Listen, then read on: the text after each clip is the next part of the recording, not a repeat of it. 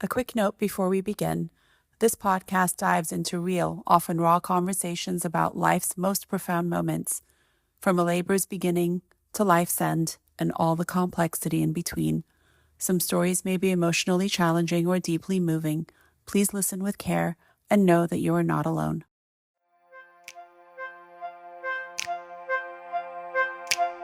Welcome to the Mamatoosa podcast. I'm your host, Atoosa Benji.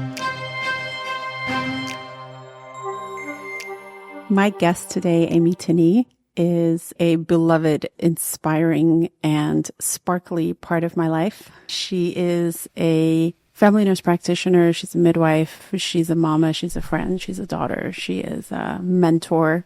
She's a space holder and a teacher, just the epitome of the journey of life and the journey of womanhood, and honoring all of that and allowing the people around her to have their journeys and honoring that too. And I'm just so humbled by her contribution to my life and that our journeys have come together in this way. And I've really learned so much from her, not only how to be a midwife and a good midwife, I believe, if I may say, great midwife actually, but also just watched her living life has been a lesson also, because Amy encompasses so many of the traits and characteristics that are conducive to a life lived with harmony amidst turmoil. And I haven't seen anyone do it quite as gracefully as her. There are many people who do and have, but I think Amy just does it very gracefully. And I wanted to have her on today. So welcome, Amy. Welcome. Thank you, Atoosa. Of course. Thanks for being What a here. nice introduction. That was beautiful. From the heart and completely true. Completely true. Welcome. Welcome to the Mamatoosa podcast. I wanted to talk to you today and have you tell me a little bit about your journey in the medical world and how you got to being a midwife and a family nurse practitioner. How simultaneously you were able to hold space, especially for women and families and birthing people, while navigating your own life and some tremendous adversity that you experienced, especially with your son and some of the health challenges that he had. Because I remember sometimes as a younger midwife just looking at you and being like, how do you do that? How can you hold both of those so simultaneously together and give so beautifully to both without questioning why it looks like this right now, without crumbling with that deep faith that you have? So that is really what I want to learn from you today in the hour that we have together. And I'm going to give you the floor. Well, no pressure. It's just an hour. No pressure whatsoever. like, how much do you want? Yeah. How many podcasts is this exactly? Is this an hour or is this like a day? Or a week, right? Right. Starting out from where I started from in OBGYN, I literally started in 1990 as a medical assistant in OBGYN. I worked in a clinic in Arizona and Tucson. There were I think 9 OBGYN docs that were in the clinic, but I worked with a primary doc when he was brand new. I did front office, back office, lab, you name it, as medical assistant.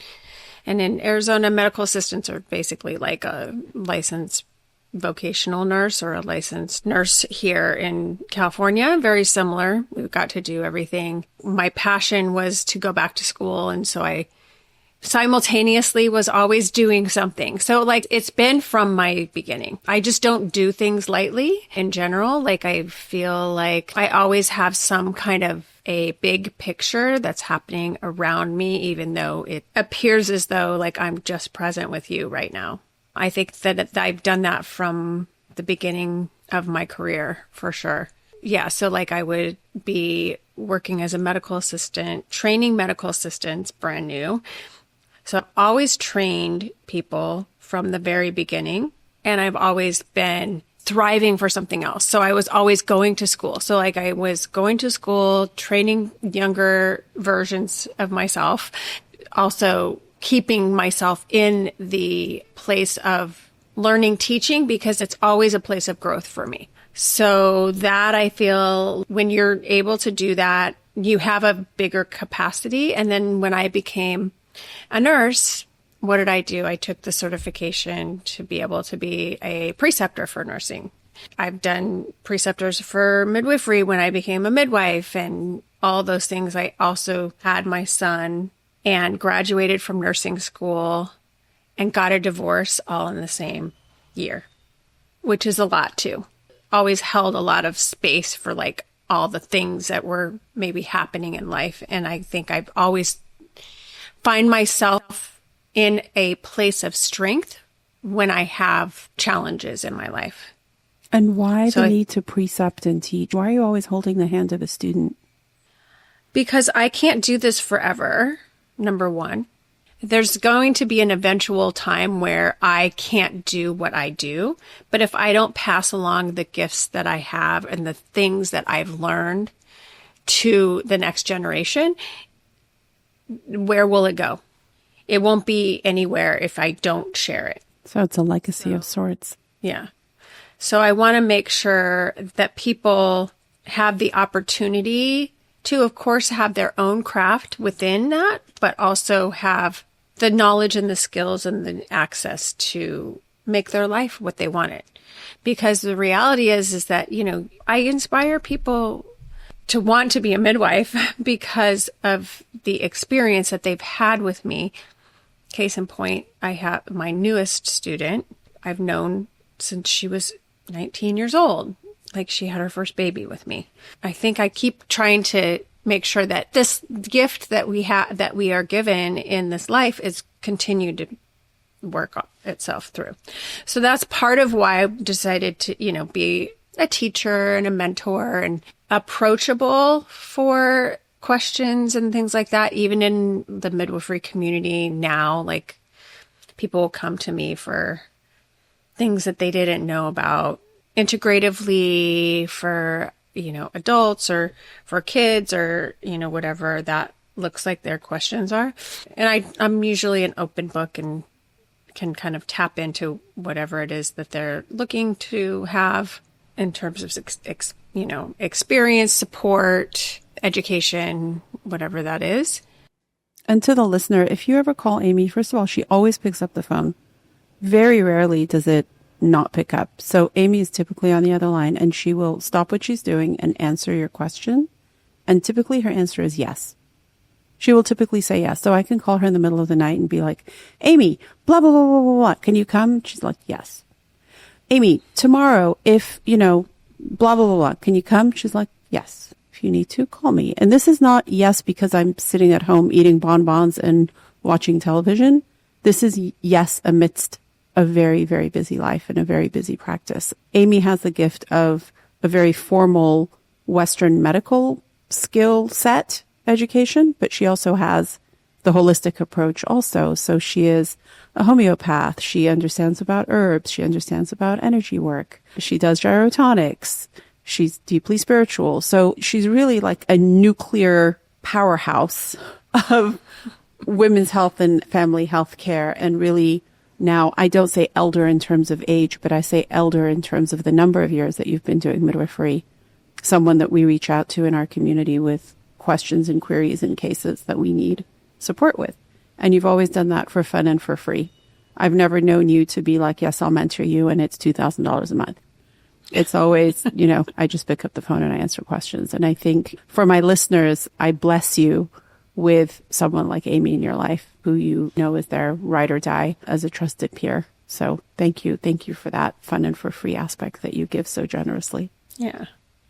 So you became a midwife and at I this became point, a midwife. Dylan was how old when you became a midwife? He was 9, 10, 11. Around there. So like that. And this was, your divorce had already gone through.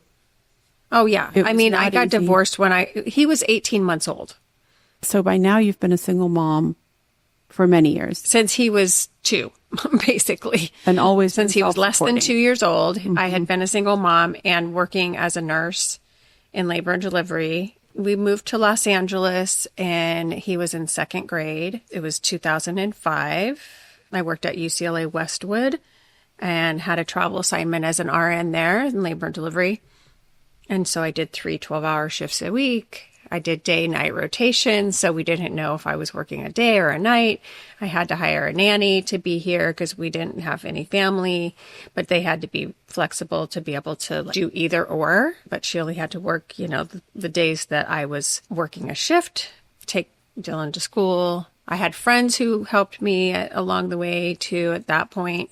I started midwifery. My sister was here for a little while, and she was helping me with Dylan after I had created my corporation, and I was going to do a home health agency originally with it, and then decided I wanted to become a midwife. And I graduated and got my license in 2009, started my own practice. And then my practice got busy, and went to China to teach. You're busy. Your practice got busy fast. It wasn't like you were building a practice. You were like, boom, 7, 8, 10 clients a month consistently for many years. Yeah. So I went to open a birth center because I was like, I just need options, And also people wanted a birth center. They wanted that. So opened a birth center. During that 2013, I got sick. I went into the hospital. I rallied after that, got the birth center open. And then 2 months after I opened the birth center, my son got diagnosed with pilocytic astrocytoma brain tumor, which is stage 1 cancer. Yeah, that was 2 months after I opened the birth center. So I had a brand new birth center, a very sick child, no real support family-wise here. And recovering yourself from illness. And I had that year been sick. I was in the hospital in March, and then his diagnosis was in November. And a full docket of people who are calling, texting, coming for visits. And if you, just for a little glimpse of midwifery, when you are a community midwife supporting clients in the out-of-hospital setting, you are the medical assistant, you are the person who does the lap draws, you're the person who typically answers the phone. Your phone is always glued to your hip. You are on call 24/7. In the bathroom, in the shower, in your bed, you are on call. It's not like it goes to a line, which then has a gatekeeper, which decides if they're going to get through to you. No, it is you. It is you taking pictures of, look at my pad, look at what just came out of me, look at my vagina, look at my cracked nipple, look at the field of midwifery is unrelenting.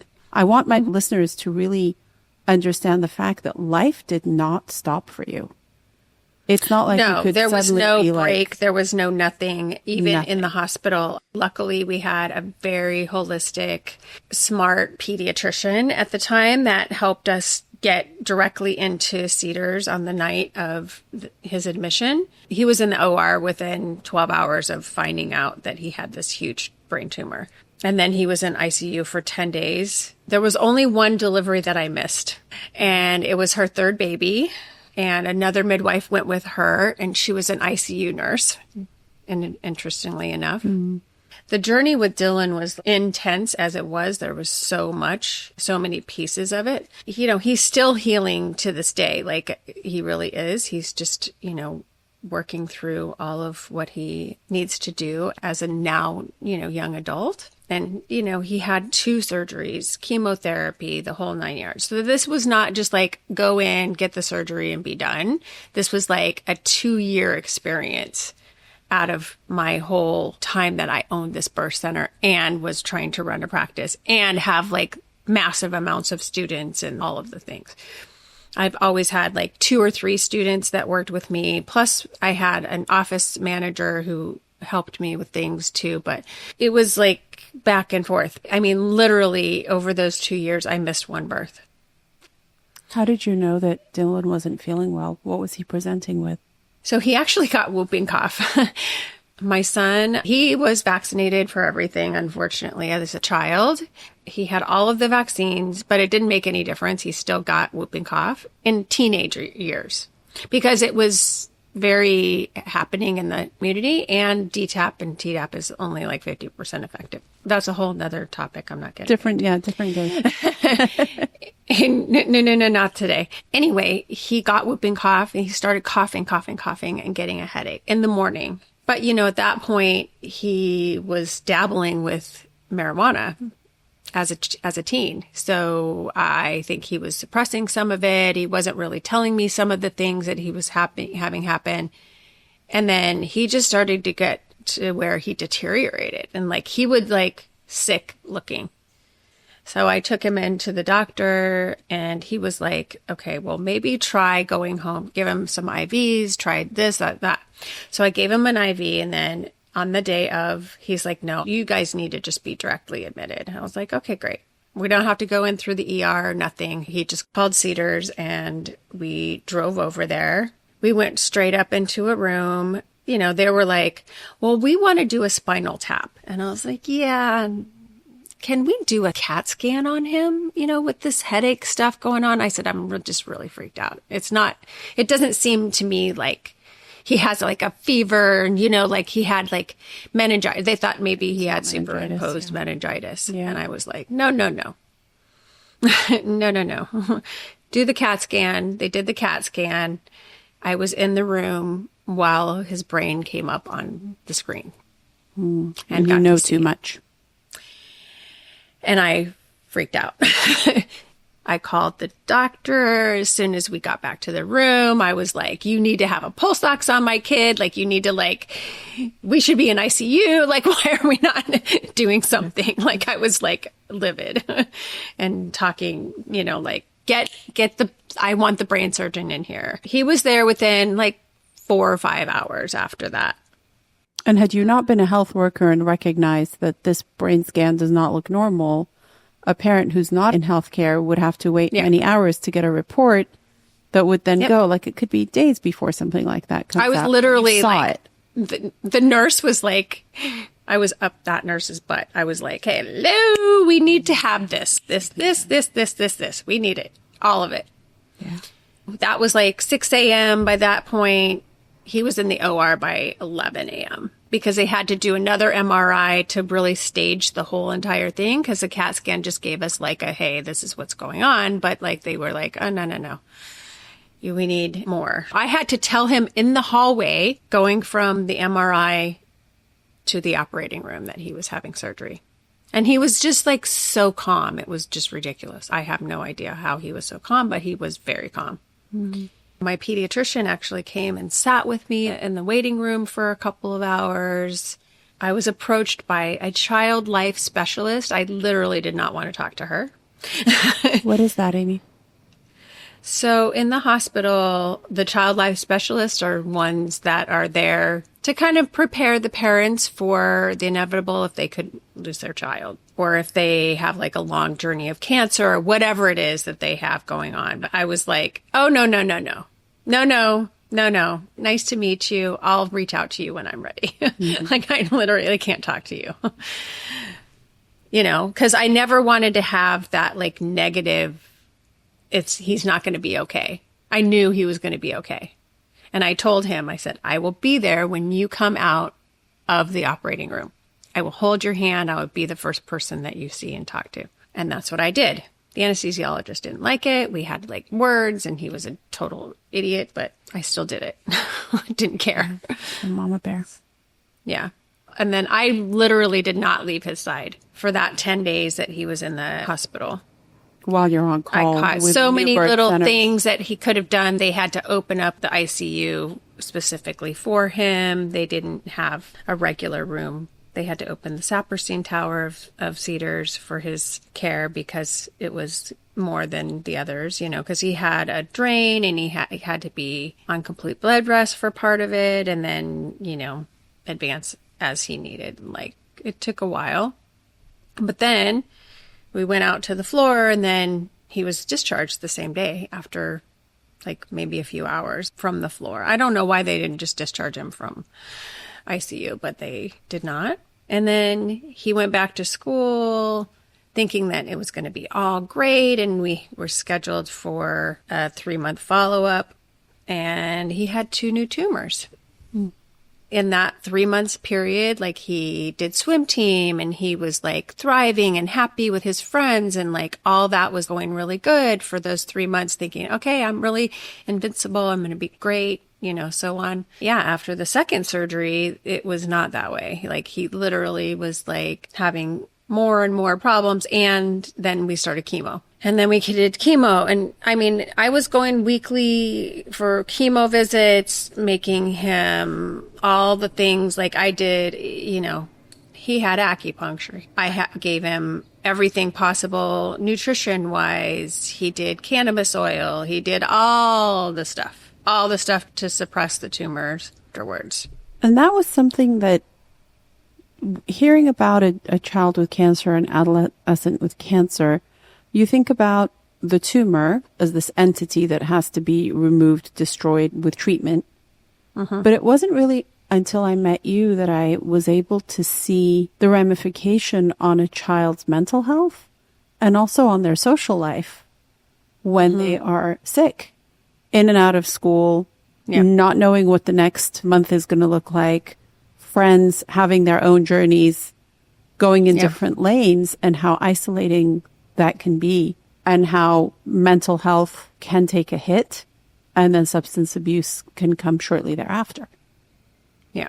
His socializing was everybody come over and smoke marijuana with him. He had such a journey, and he had to grow up pretty fast with all of it. And I think that he missed out on his teen years as being kind of carefree and fun and what have you. So I kind of let him do what he needed to do so that he would be happy with his friends and he would enjoy things and what have you. But then it was his own journey, unfortunately, because at that point, he was almost 16 when he had the first surgery, and he was 18 to 19 when he was, still with the kids, and they're all over the place and what have you. I mean, on his 21st birthday, we all, took him out and did all of the things, and he was drinking and doing a little bit of marijuana at that point. He's now been sober and clean since 2021. Did you ever look at him and talk about death? I never once had that feeling that we need to talk about that. And the reason why he, of course, thought about killing himself multiple times. He did. He for sure did. From the pain, from the fear, from everything. Yeah. All the mental stuff, all the I shouldn't be here. He got multiple admissions to the hospital for suicidal ideation, many. I put him in so many different programs. He had to have intensive outpatient programs. He had to have all the different types of medication he's tried over the years. He went without medication. He's done with medication. He definitely is up, down, up, down, up, down. And I always thought, hey, he's bipolar. I wasn't sure if he was going to hold a job or do any of that stuff for quite a few years because it was a lot. And I was running a very busy practice too. I honestly, sometimes I'm going, how did I do that? Then you throw a birth in the mix and then you're like, okay, who's going to help me with Dylan? Because he needs constant supervision. And then I would just pray, that literally I'd be like, look, universe, you got to give me something here. You got to help me with this a little bit. Like I said, it just was luck of the draw, divine intuition, whatever way you want to put it. You were holding families and catching life in your hands while your own child was struggling to live. I'd have to hold back tears for many, many, many times, just not able to be I'm holding this for you. But I would always talk about it, which is how I managed it. Tell me more. What does that mean? Everyone always wanted to know, how's Dylan? What's going on? They all wanted to know about it. So I just held the space to talk about whatever was coming up. This is what's going on, and he's doing this, and, we're having a challenging time right now, or whatever it is. My clients and I had that flow between each other, that kind of equal sharing a little bit, that helped us have a relationship in a different way. There is so much power in that, because part of what we're taught as birth workers, at least what I was taught, is that when you enter that birth room, you leave your baggage outside and you don't bring up what's going on with you and you don't talk about that. It's all about the client and you don't involve your life with their life or your trauma with their trauma. And what I'm actually hearing from you is exactly the opposite. Is clients who were simultaneously able to have their journey while knowing that their midwife's child is struggling. And that actually says a lot about the kind of clients that you attract.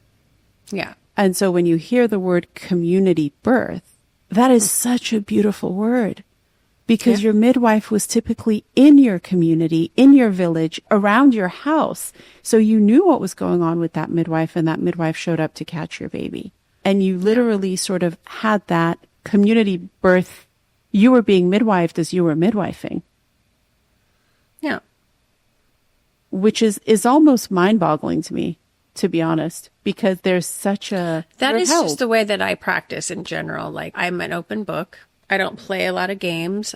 I only get drama in my own life, unfortunately. I want people to feel safe to say whatever they need to say without them feeling like they would be judged in any way, shape, or form. I think I've always tried to create a safe space for people to be authentic, you know, be in authenticity on a regular basis. Be who you are without feeling like what you are going to say is going to cause that other person to dislike you or have judgment around whatever it is that's going on. There's really no room for that. I don't have the space for that kind of a drama. I want that for people to feel like they can say whatever they need to say and it's safe.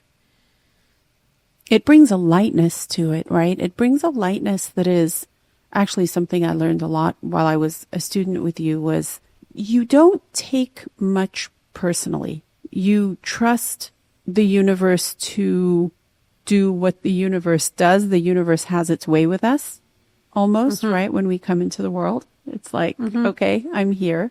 And you don't have a tremendous amount of attachment to outcomes. Obviously, you keep people safe and you do everything you can for your son and you put on your seatbelt and you practice safely in your life. But you don't have that controlling attachment that I see in many people, including myself, which is, okay, yo, universe, this is how this has got to go because it's making me feel some kind of way.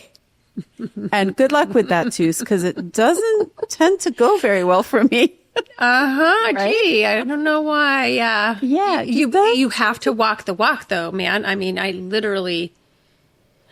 during that time, like, I always did something else for myself, no matter what. You can't do the work for yourself and taking care of yourself while you're taking care of others. It just doesn't work. But how did you do that? I mean, I became a gyrotonic instructor. I forced myself to work through things in my body. I went to acupuncture. I went to chiropractic. I did my own version of meditation. I did, just depending on your healing journey, like whatever is coming up for you, you have to tap into what it is that you need. You can't stop doing what you're doing. There's no room for stopping, right? If you allow yourself to go down the rabbit hole of shame and fear and pain and all of those things, you can go into the rabbit hole, but you better be able to get yourself back out, right? Without all of the little pieces that we know and without doing that work for yourself, you'll not be able to give from that cup. Your cup has to be at least, I don't know, half full, 3/4 of the way full, something, because you can't be like empty and try to come to a birth and show up and be what they need.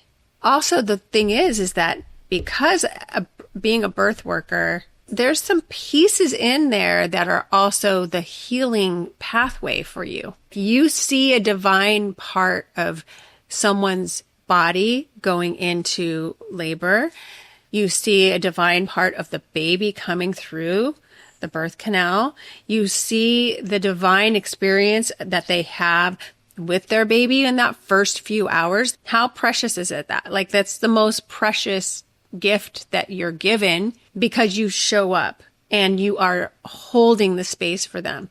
Even if you're holding your own space, You have to be able to hold more than just yours. And if you can't, you should not be a midwife.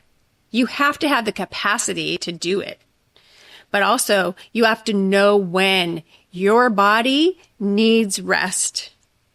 And you need to hold that space for that body to be able to have rest too. So that means you have to have support in your community, in somewhere. Like, there's got to be ways to do it. You can't do it by yourself. There's so many things that run through my head as you speak.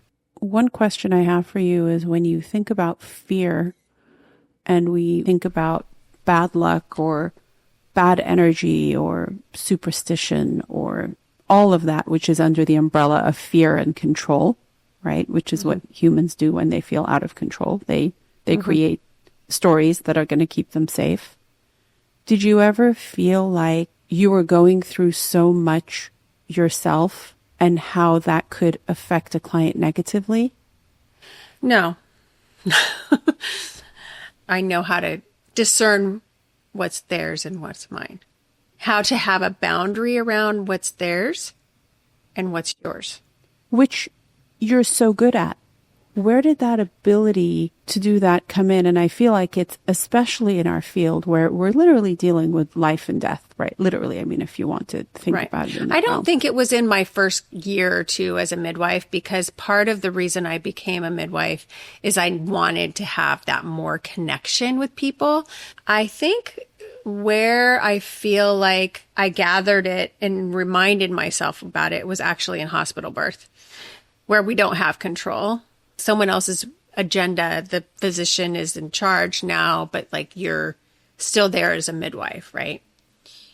And you could see what you could see, that probably they may have delivered vaginally if they would have given them just a little bit more time, because we know what we know. Mm-hmm. The client is the one who chose that birth, chose that provider, not you as the provider.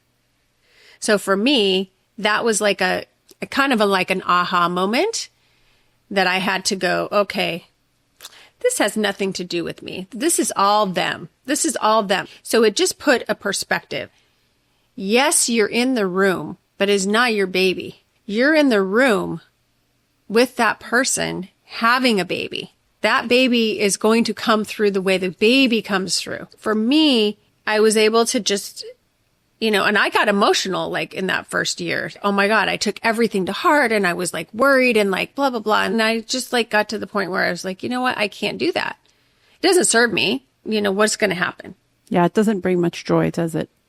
No, the reality is we can't do anything about it anyway. Like, we really don't have control. First of all, you have to learn that it's not in your control.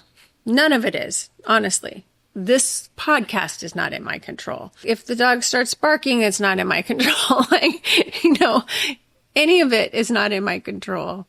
There's a lot of things in my life that are not in my control. So you're giving the client the dignity of their choice. Mm-hmm. And with that dignity, the price of that dignity of choice is a journey. And that journey has a lesson that person had to learn. Correct. On this soul journey, right?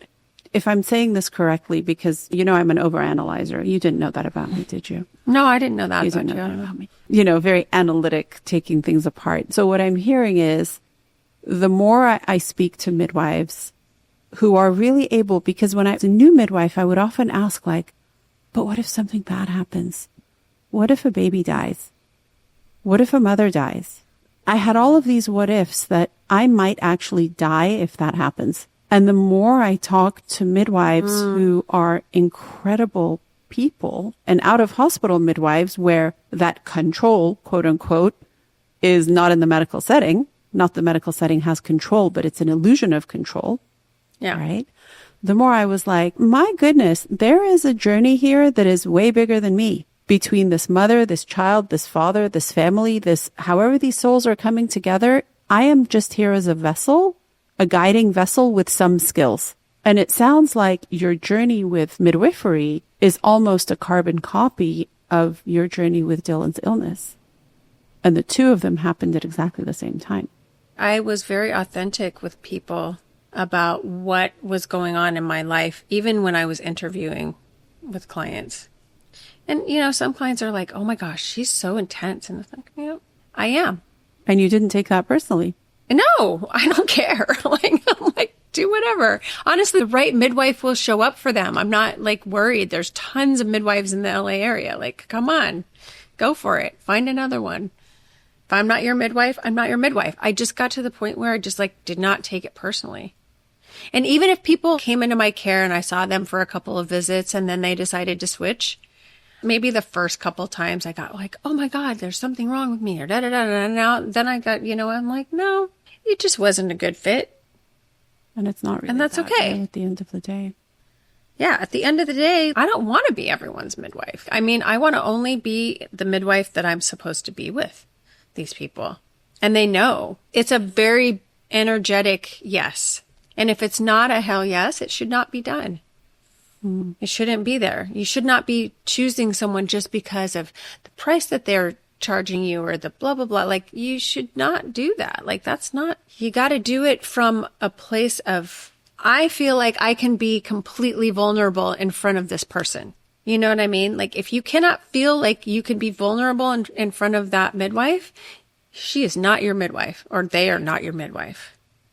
Which is such a contrast between walking into a hospital where someone with typically a white coat or a uniform addresses you and takes care of you and says nothing about their own life. So there's almost a dehumanization in the medical system between people versus what I'm hearing from you is you are sharing the ultimate in the human experience, which is my kid is in ICU with multiple brain tumors.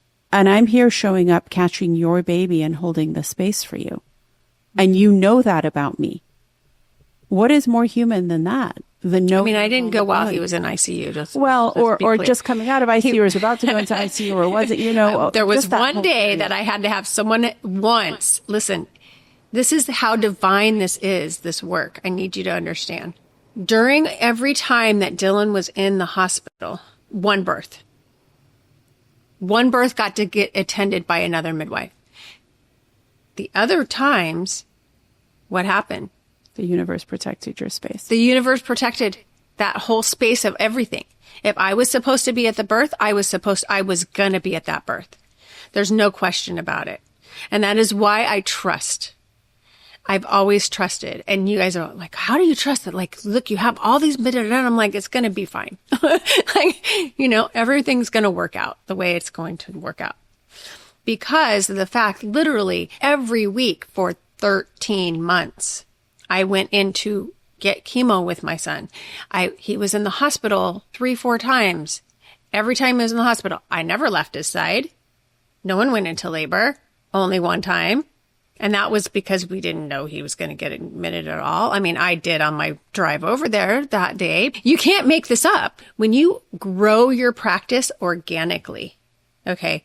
So that's the other piece of it. I feel like sometimes midwives, what happens, and this is why people get births missed and this and that and the other thing, is my opinion, is that if you try to grow your practice too fast, you end up with too many clients and you cannot meet all of their needs. You just cannot. And yes, I had a very full practice. It ebbed and flowed and ebbed and flowed and ebbed and flowed exactly the way it needed to. I don't feel like there was ever a time in my own practice where I did the interviews and I met with the clients and all of those things that I ever got too much for me to handle. But in another type of setting, that happened many times, right? And you know that. You're not drawing in the clients and that push-pull feeling and you guys basically interviewing each other. Right. If you don't have that, there's a disconnect. Was there any time where you felt like the gravity of what was happening with Dylan was going to be distracting to you, making you unable to show up completely in the capacity that you were meant to show up? And furthermore, how would you have gotten over or dealt with a difficult birth or a traumatic birth during that time? Oh, you think I didn't have any difficult or traumatic births? Yeah, you had all butter that whole 2 years, right? Honey. All butter births, 5-minute pushes. No, I didn't, babies. darling. I had plenty of difficult, traumatic births in that whole time. It wasn't when he was having major issues. He was kind of in a lull during the time that I had those. And then the universe would give me ebbed and flowed with you. Yeah. Yeah, it totally did. Like, it literally did. And, you know, the times that I did have crazy traumatic births, I literally was like, look, universe, like, if you ever want me to continue doing midwifery, you're going to keep whatever this is safe for this person, for whatever it was. You know what I mean? Like, I just asked. Did you ever feel like if something bad happened, it would be the end of you? Not the end of me, no. The end of me practicing, possibly. But not the end of Amy as me. We know her Oh, God, insides. no. Mm-mm. No, I would never, no. I've never, ever, my whole entire life, ever had any possibility of thoughts of not being here on this earth. I have not, ever. Never had one moment saying, oh my God, I cannot do this anymore. This is not, I shouldn't be in this body. Like, yeah. I'll probably be 90 when I die. So you'll probably have like students with you. I don't even know. So it seems like you have complete freedom around if one day, God forbid, something bad happens and I need to not practice for whatever reason, this career is not going to take me out. No. It sounds like you feel like not much is going to take you out, Amy Tinney. If I'm supposed to go, I'm supposed to go, but I'm not worried about it. Let's put it that way. The reality is that I'm on this earth for a reason. There's a purpose. There's this energetic pull around me that it can be intense at times. You know what I mean? For me, for sure. I'm in my own element of groove of making sure that I know how and when and what to do to kind of keep the body going, keep the spirit going, keep the energy flowing. I do my work. And I let myself go into very deep work. I cry. I get cathartic. I exercise. I drink water. I sleep when I need to sleep.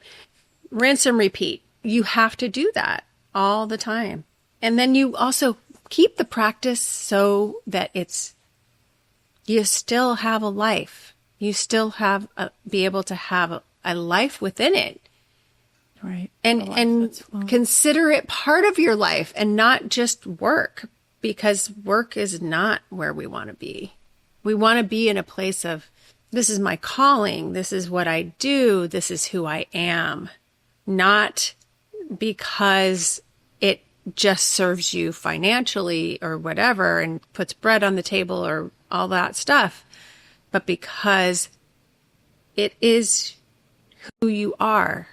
It is how you live. Tell me, in this field where we talk about so much about vicarious trauma, how do you keep yourself from the trauma in your body piling up? All of those things. Well, yeah, I do movement and breath work. I do movement and breath work a lot. I take a lot of baths with Epsom salts to kind of like release things, essential oils, chiropractic sometimes. You don't hold on to it. It's very powerful to watch. Not that things are not hard. I mean, we've experienced Trust me, you don't know. You know how much is hard. Come on. Listen, I know how much is hard, and we've had, we've seen hard together. We've gone through hard together. But there's an element of your being able to compartmentalize. That was hard, but then you don't come down with a migraine for 4 days and not be able to move. Right? It's like, that was hard. I know what was mine. I know what wasn't mine, and I'm still in the flow. And that is, I think, a huge part of having that resilience to be a midwife, because we know what the burnout rates are. We know what the dropout rates are. We know what the unhappy family rates are, in our field. And I think that you do a stellar job at being in the flow. Like, I know it sounds cliche to be in the flow. It is a talent. It is a talent to be in the flow, and a talent and something that I look up to and pray to have, because those of us that are more type A midwives, it's, the flow is a work in process. it's definitely a work in process. Relinquishing that control illusion is really most of the work in this work. You know, it really, really is. I'm so grateful to have you in my life. I'm so grateful you shared your time with me on this podcast. I know my listeners are going to just love every second of it. I just adore you, and I'm looking forward to sharing much more magic together. Take care, my friend. Let the magic come. Amen. Amen. Have a great afternoon. Yeah, stay in the magic. Amy Tinney, family nurse practice, midwife. Have a good day. Thanks for listening to the Mamatoosa podcast on the Industry Plant Podcast Network. Mamatoosa is hosted by me, Atoosa Benji, and produced by Josh Stratton Carlson. Chris Agnew is our audio editor, and our theme music is composed by Mary Lalazarian. If you enjoyed the podcast, please consider leaving us a review and subscribing. See you next Tuesday.